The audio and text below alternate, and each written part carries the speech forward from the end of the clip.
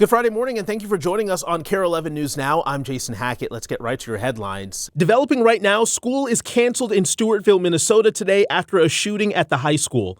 According to a Facebook post from the school, it happened around 5 this morning in the high school parking lot. Stewartville is about an hour and 45 minutes from the Twin Cities.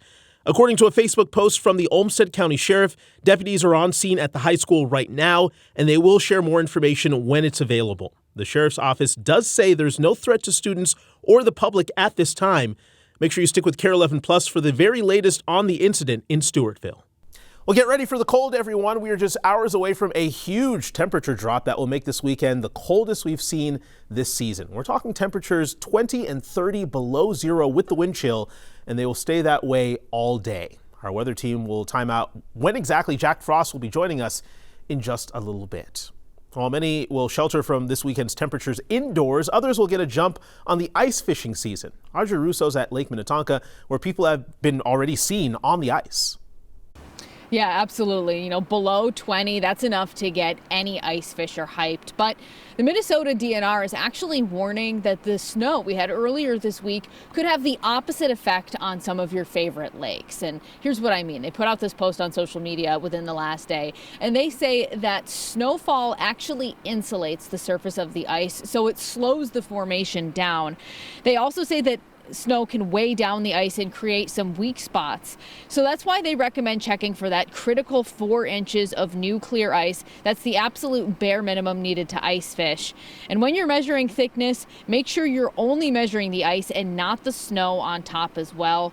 The DNR also says it's important to let someone know, if you plan to go out on the ice, where you're going exactly, how long you plan to be out, and when you're hoping to return. And it's also not a bad idea to bring some ice picks and other safety gear along. Back to you. So if you'll be sheltering at home this weekend to avoid the cold, like I will, there are a few things you can do to keep your heating system running efficiently. Outside of your home, it's important to clear snow from your vents, and if you notice ice, knock that ice off. CenterPoint Energy says if you have a furnace, it's important to check your filter and change it if needed. And don't forget to check all of your doors and windows. If you feel air coming in, you can use things like weather stripping or caulking to really seal those air leaks. And if you don't have any of that around the house, if you feel a little draft at the bottom of your door, you can roll up towels or blankets and even push that against your door. Another tip here is turn on your ceiling fan and have it run clockwise. He says that will help circulate warm air.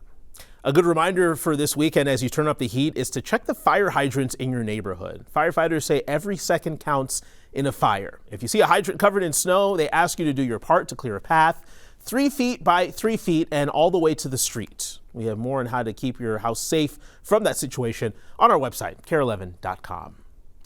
Developing now, the FBI is investigating reports that someone kidnapped a federal agent. Plymouth Police Chief Eric Fadden says 911 dispatch calls came in that a Homeland Security investigations agent had reportedly been kidnapped by a detainee inside the detainee's car.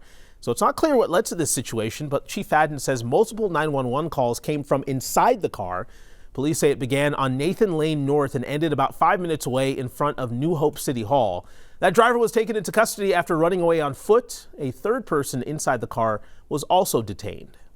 If there's ever an instance when we can be notified ahead of time so that we know this is going on, all of that just is preferable for us as an agency. We've reached out to Homeland Security and the FBI for more information on the incident, but we have not heard back.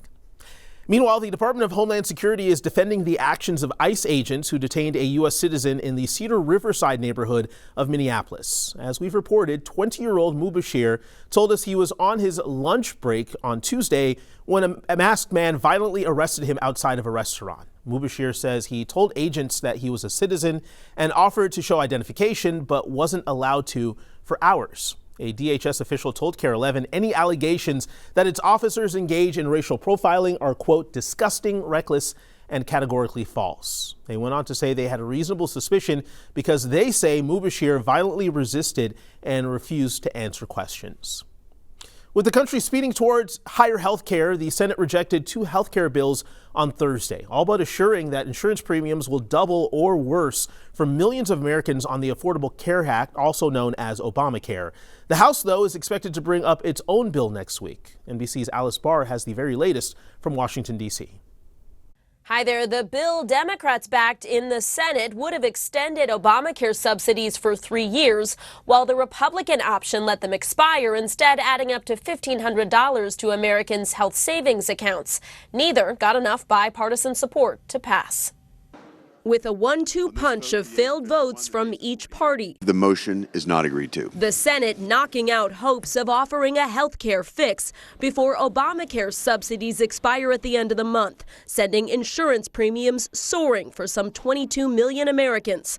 Overnight, President Trump, who refused to negotiate when Democrats pushed to extend the subsidies during the government shutdown, now calling for a bipartisan solution. I really believe we can work on health care together and come up with something that's going to be much better, much less expensive for the people. The Senate's top Democrat arguing Republicans who have long opposed Obamacare have failed to find a viable alternative. They put a little bubble gum and Scotch tape together and put together a ridiculous, phony plan. Republicans say the Obamacare system itself has forced health care costs up. Instead, they want to put money directly in Americans' health savings accounts. They can use it, pay for premiums, whatever, and then make sure we cover pre-existing condition. For now, with both plans failing on the Senate floor, Obamacare recipients like cancer survivor Rebecca Davis are about to take a hit. Her premium set to double in the new year. There's a lot of stress that comes with receiving that bill in the mail. Speaker Mike Johnson promising a vote in the House next week. That will bring down the cost of health care for all Americans, not just 7% of them. It's not clear what that plan would be, with time running out for Americans in need. Remember, extending Obamacare subsidies was the central sticking point for Democrats that kept the government in that record-setting shutdown through last month. Democrats plan to hold the issue over Republicans in next year's midterms, and some swing district House Republicans now want to force a vote on extending the money, worried spiking costs could cost them their seats. In Washington, I'm Alice Barr. Back to you. Medicare enrollment officially closed for the year on Sunday, but after a series of coverage changes and cost increases, the leader of a statewide helpline is worried that one big group of seniors could be in danger of losing a key coverage. According to Minnesota's Medicare manager, the number of calls that came into the state helpline went from about 300 calls a day in previous years to an average of 1,500 calls a day this year. That was largely driven by questions from more than 200,000 Minnesotans who lost coverage through UCare. And those are the seniors the state is still concerned about. We think there is still a pretty significant percentage of UCare enrollees that did not take any action during open enrollment. And if they do not have a plan in place by December 31st, they will start the new year without any prescription drug coverage. And we're very concerned about that. Officials say it's important to talk to friends or loved ones who might be impacted by the UCare changes to ensure they found a new plan. This morning, several school districts are announcing new venues to host high school graduation ceremonies this spring after the U of M abruptly announced this fall it no longer will. The U said hosting 20 ceremonies in 2 weeks is a significant strain on its limited resources.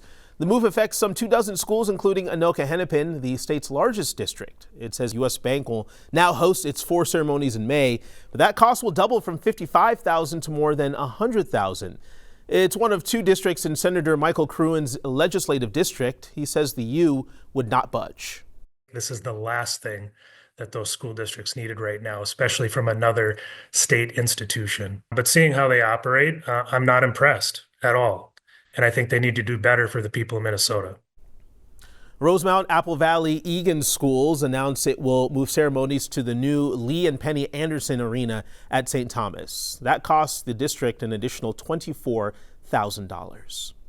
Back at home this weekend, more than 30 teams were supposed to play in the Breakdown Boys Tip-Off Classic in Edina, but the district now says it can't guarantee safety. It comes after another breakdown event in Hopkins was suspended because of a fight in the stands. Edina superintendent says the cancellation wasn't related to just one incident, but rather concerns about hosting large events in general. Breakdown Sports USA says they're devastated but respect the decision. Quite frankly, it's unfortunate when there's some outside circumstances that do ruin opportunities for kids and teams that hope to get invited to events like that. The Breakdown Tip-Off Classic has been played every year since 2004. Stick with us, more news and weather coming up right after the break.